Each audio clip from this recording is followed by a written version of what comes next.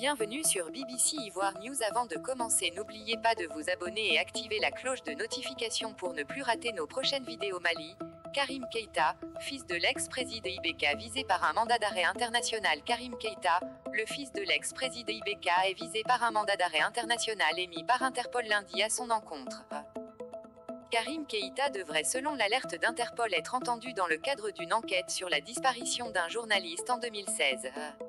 Interpol a émis, lundi 5 juillet 2021, un mandat d'arrêt international à l'encontre de Karim Keïta, l'un des fils de l'ex-président malien Ibrahim Boubacar Keïta, dans le cadre d'une enquête sur la disparition d'un journaliste d'investigation en 2016, à en croire un article de l'AFP.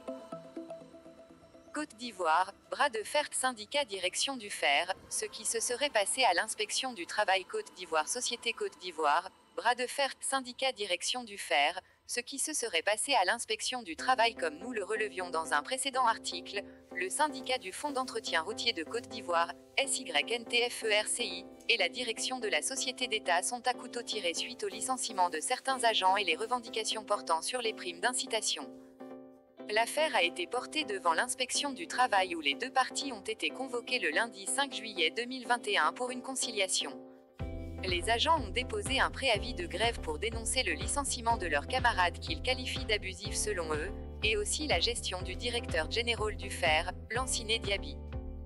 Selon une source syndicale qui a pris part à la rencontre, l'inspectrice du travail a demandé aux deux parties de suspendre pour l'heure la question du licenciement des agents. Ce point sous réserve des documents que les deux parties doivent lui déposer très rapidement pour qu'elle puisse apprécier avant de se décider, car elle n'a pas tous les contours, confie notre interlocuteur. En ce qui concerne les primes et autres revendications, 16 points ont été énumérés à l'ordre du jour. Il serait ressorti qu'il existe deux types de primes, primes légales, autorisées par la loi, donc ne devraient pas être objet de discussion, primes non légales. À ce niveau, le syndicat devrait négocier avec la direction, souligne-t-on. La direction et le syndicat ont pris acte des observations, suggestions et remarques de l'inspection. Rendez-vous a été donné le mercredi 14 juillet 2021 pour lire et signer le procès-verbal (PV) de cette réunion et laisser le temps aux deux parties pour verser les documents demandés plus haut et surtout permettre à la direction de faire un retour détaillé point par point sur les différentes revendications. Madame l'inspectrice, au vu de ces différents retours, pourra enfin se prononcer effectivement sur ces deux points le 14 juillet car elle est permissionnaire du mercredi 07 au lundi 12 juillet, explique-t-on.